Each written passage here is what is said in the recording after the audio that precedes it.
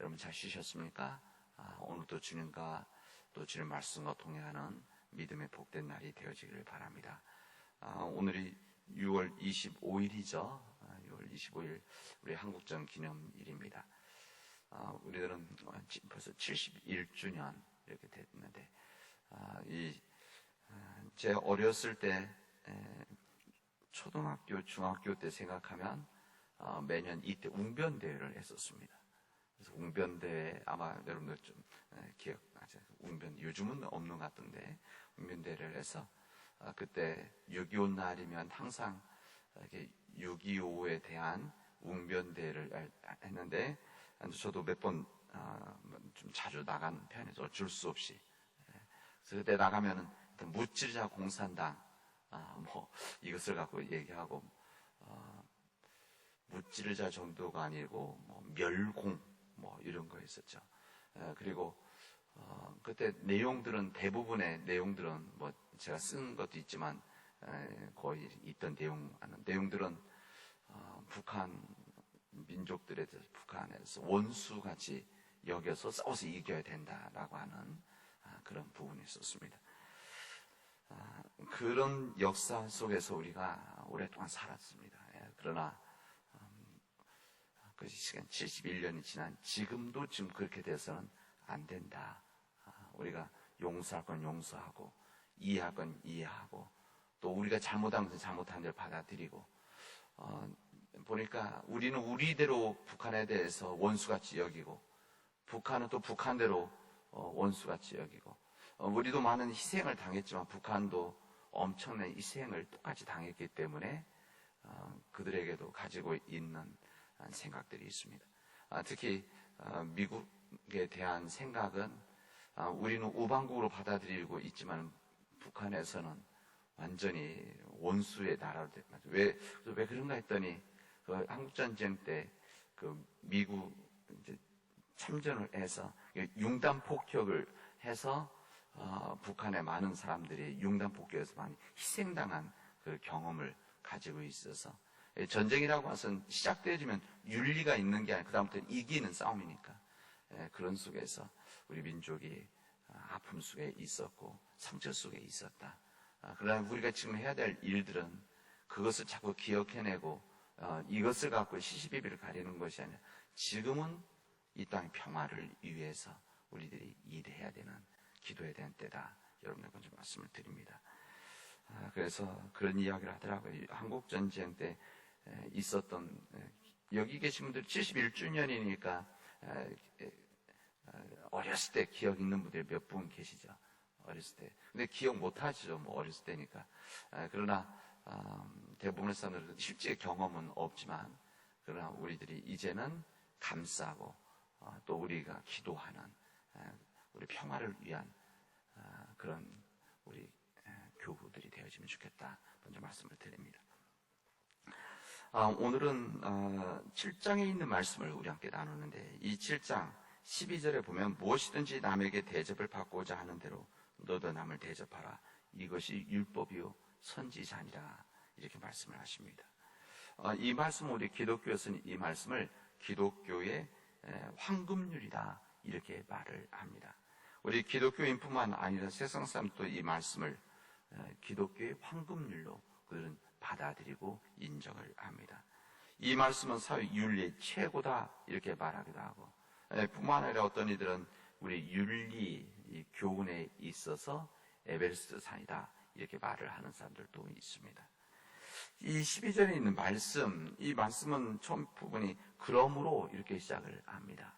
이 그러므로, 그러니까 이 말씀은, 이 그러므로라고 하는 말씀은 7장 1절서부터 11장 11절까지의 말씀이 있고, 이 말씀을 결론을 맺는 말씀으로 이 12절에 있는 말씀을 우리는 이해를 할 수가 있습니다. 이 본문의 말씀 7장 1절서부터 11절까지 말씀, 두 가지 말씀이 이 안에 담겨 있죠. 하나는 남을 비판하지 말아라 라는 말씀과, 그 다음에 7절서부터의 말씀은 기도하라, 이 말씀이 여기에 담겨져 있습니다. 이 비판하지 말라, 또 그다음 기도하라, 이 두 개의 내용, 이 두 개 내용이 어떤 관계에 있을까? 그리고 그러므로 이렇게 남을 대접하라 이렇게 이야기하시는데 어떤 관계 속에서 말씀입니까? 어떤 사람들은 이 말씀을 그냥 독립된 말씀으로 받아들이기도 합니다. 그래서 첫 번째 있는 남을 비판하지 말라라고 하는 이 말씀 한 내용과 그다음에 기도하라라고 하는 말씀으로 이 두 개의 문장 나눠져 있습니다. 우리 성경에는 이렇게 거기 해설이 붙어 있는 쪽에서는 거기 두 개의 문단으로 나누어서 소 제목을 하나 더 붙이죠. 그러나 이 두 가지 이 말씀은 뭐 연관되어져 있다라기보다는 이 두 개의 말씀이 이어져서 그 다음에 12절에 있는 말씀으로 연결되어지는 것이 좀 더 이 주님께서 하신 말씀이 가까워지는 것이 아닌가 생각을 해봅니다. 남을 비판하지 말아라. 남을 그리고 기도하라. 이 두 말씀 사이에 그럼 어떤 관계인가? 이 말씀을 깊이 묵상해 보면 우리 조금만 좀 생각해 보면 이 기도의 선결 조건이라고 하는 것은 올바른 인간 관계에서 시작되어진다는 것을 우리에게 말씀해 주시고 있습니다. 우리는 서로를 비판하게 되어지면 비판한다는 것은 관계가 온전치 못하다는 이야기입니다. 우리 사랑하는 사람들 사이에서 우리 사랑하는 가족들 관계에서 비판합니까? 이야기는 하고 때로는 혼내기도 하지만 그러나 비판은 그렇게 하지 않습니다. 서로를 비판하게 되어지면 올바른 인간관계를 유지할 수가 없습니다. 이것은 뭐 우리들 이야기 아닙니까? 비판하게 되어지면 인간관계들이 단절이 되어지죠. 그러나 뭐 건강한 비판, 좋은 비판, 사랑에서 나오는 비판 이것은 당연히 해야 되죠. 그리고 이것은 압니다. 이 비판이 정말 사랑이 있는 나를 위한 비판인지 아니면 그냥 비판인지 이것은 우리 아는 것이죠. 그리고 내 중심에서 한 비판인지 아니면 상대방의 중심에서 하는 비판인지를 우리 인간들은 사람들은 다 압니다. 오늘 이야기는 그런 이야기죠. 사람들을 생각하자는 사랑이 담겨져 있지 않는 내 중심의 비판 이것은 하지 말라 이런 말씀입니다.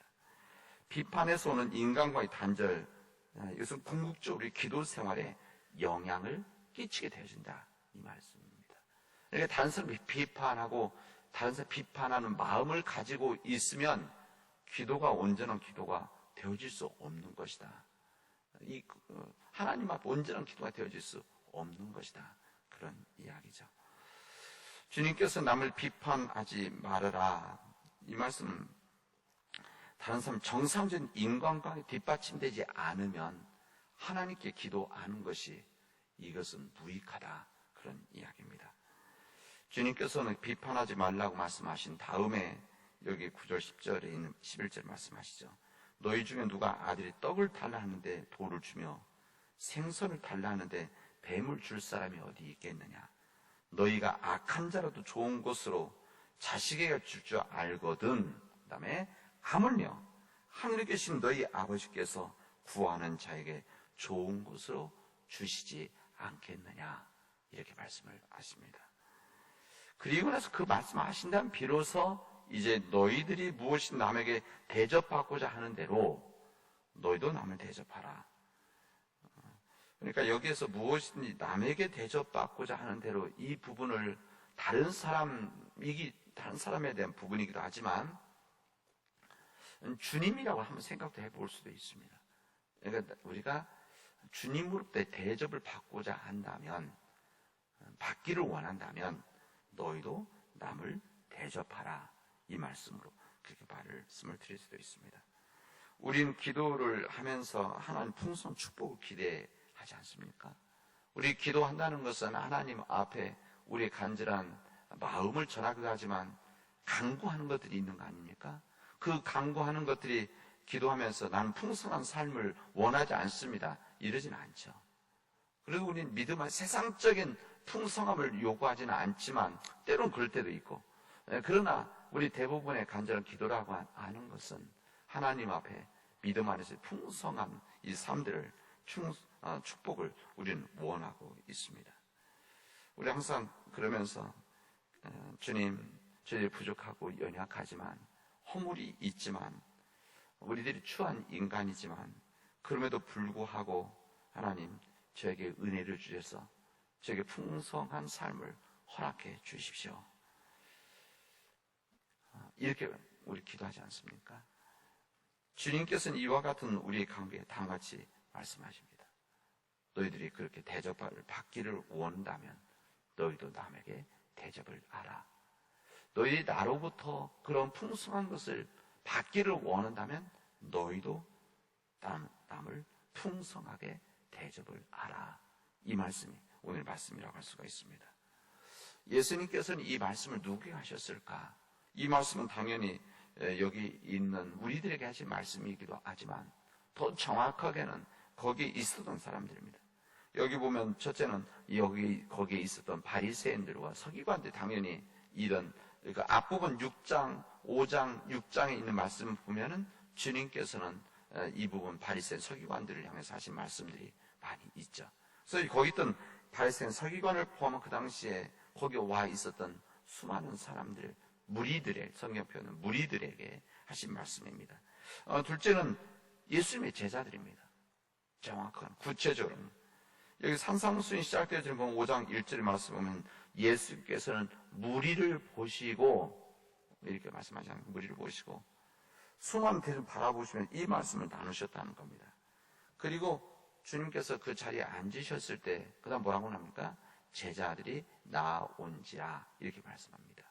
그러니까 이 말씀은 넓게는 모든 사람들이고 좁게는 예수님의 제자들이다, 이렇게 말씀을 할 수가 있습니다. 이 말씀은 예수님 공개된 교훈이죠. 모든 사람들이 가시던 이 공개된 교훈이지만 예수 그리스도의 교훈과 예수의 말씀을 가지고 세상을 살아가는 이 사람들 앞에 있는 우리 그리스도인들, 우리 기독교인들, 주님의 제자들을 향한 집중적인 주님의 말씀이다라고 할 수가 있습니다. 그러니까 세상 사람들이 있지만 너희들은 이렇게 살아야 된다. 너희들은 이렇게 살아야만 주님의 제자이고 주님을 따르는 사람들이다, 이렇게 말씀하시는 겁니다. 그러니까 우리 기독교인들이 어떻게 보면 삶의 선포를 세상 하늘 아래서 사람들에게 말씀을 전하신 것이죠. 이 산상수훈의 결론 부분인 마지막 7장 제일 마지막 부분에 보면은 28절 29절에 보면은 이 모래 위에 반석 위에 지은 집에 대한 이야기를 하시고, 그 다음에 마지막 이 결론, 마지막, 그러니까 5장 6장 7장에 있는 이 모든 이 말씀을 하신 다음에 보면 이렇게 되어져 있습니다. 예수께서 이 말씀을 마치시며 무리들이 그의 가르치심에 놀라니 이는 그 가르치시는 것이 권위 있는 자와 같고 그들의 서기관들과 같지 아니하더라, 이렇게 말씀하십니다. 그러니까 마태복음 5장, 6장, 7장 이 산상수훈의 이 말씀을 주님 말씀하셨을 때 사람들이 놀라웠다는 겁니다. 그랬던 사람들이. 왜냐하면 그들이 지금까지 들어왔던 이 바리새인들의 서기관들의 말과 달랐기 때문에 놀라워했었다, 이렇게 말합니다. 그 가르침이 놀라웠다. 권위 있는 자들과 달랐다, 이런 이야기입니다. 그러니까 사람들은 이 세상 받았던 이 세상 교훈과 다른, 그들의 삶에서 받았던 이 교훈과 완전히 다른 충격적인 설교였었고, 이 수많은 무리들 속에서는 이 말씀에 대해서 놀라움에 충격이 있었다는 것을 우리에게 알려주시는 것입니다. 여러분, 이 주님의 말씀은 세상의 말씀과 다릅니다. 세상 처세술과 다른 것이죠. 그리고 그 당시 율법과는 정말 다른 말씀입니다. 그러니까 율법과 다르다면 율법을 가르치던 자들의 말씀은 달랐던 겁니다. 이 율법을 가르쳤던 이 바리새인들, 이 사람들은 사람들에게 무엇을 강조했는가 하면 무엇을 해라, 무엇을 하지 말아라고 하는 가장 율법이 아니라 율법적인 이것을 가지고 사람들을 정죄하고 비판했었기 때문에 그렇습니다. 율법을 대로 살아가는 것, 이것은 중요한 것이고 우리들이 순종해야 될 이 하나님의 뜻이지만, 그러한 율법의 기본 정신을 잊어버리고 복음의 기본 정신이 뭐예요? 율법 기본 정신을 잊어버리고 사람들을 하지 말라로 비판하는 일들, 이것으로 사람들을 정죄하는 일들은 이것은 안 된다는 겁니다. 그래서 사람들은 항상 하라라고 주장하는 사람들은 하지 않는 사람들을 비판하는 것이고, 하지 않는 사람들은 하는 사람들을 비판하는 그런 비판의 시대가 되어지면 이것은 안 된다, 그런 이야기입니다. 우리가 주기도에서 우리도 항상 우리 그렇게 고백하지 않았습니까? 우리 주기도에서도 우리가 우리에게 죄 진죄를 사하여 준 것 같이 우리 죄를 사하여 주시옵소서, 이렇게 우리가 주기도를 드리는데, 우리는 항상 이 기도를 하면서 그냥 외우는 것이 아니라 진심으로 내 마음속에서 우리가 우리 죄를 사하여 준 것 같이, 우리가 이 땅에서 우리 사람들이 죄를 사하여 준 것 같이 사람들의 부족함과 허물과 그들의 나한테 상처 준 것까지도 용서한 것 같이 주님 우리를 용서해 주십시오, 이런 기도하는 거 아닙니까? 근데 만약에 이런 기도가 이루어지지 않고 이 부분을 우리가 건너뛸 수는 없는 거 아닙니까? 내 마음속에서 다른 사람들을 용서하지 못하는, 또 다른 사람들을 비판하는 이것을 하고 있으면서 주님 나를 용서해 주십시오, 이렇게 할 수 없는 것처럼 우리가 비판하지 말라라고 하는 이 이야기도, 우리는 끊임없이 우리들은 비판을 받기 원하지 비판받는 것을 원하지 않으면서 다른 사람 비판하는 이런 사람들이 우리에게 있을 수 있다는 겁니다. 있을 수 있는 것이 아니라 있죠. 왜 그런가 하면 우리 인간이 그런 본성을 가지고 있기 때문에 그렇습니다. 그리고 그렇게 약하기 때문에 그렇습니다.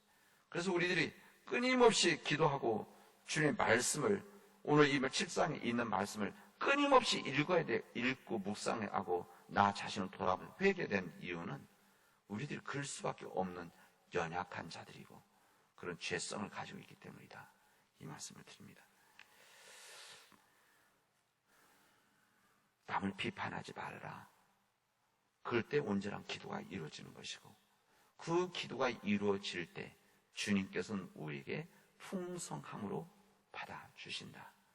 우리가 풍성함을 받기를 원하는, 주님의 풍성함을 받기를 원한다면 다른 사람들에게 대접하라, 다른 사람들에게 풍성하게 대접하라라고 하는 이 말씀이 우리 안에서 이루어지기를 주님 이름으로 축원하겠습니다. 기도합시다. 은혜가 풍성하신 하나님 감사합니다. 오늘 우리에게 주신 이 주님의 말씀이 내 안에서 마음속에 찍혀서 주님 그 말씀대로 살아갈 수 있도록 인도하여 주시옵소서. 내 마음속에 온전히 간직함으로 진심 어린 비판이 아니라 내 중심의 이 비판과 다른 사람들의 마음을 상처를 주는 그런 비판을 잘 이겨나갈 수 있도록 우리를 지켜주시옵시고 우리가 그 길을 걸어가도록 인도하여 주시옵소서. 이 모든 말씀을 예수님의 이름으로 기도합니다. 아멘.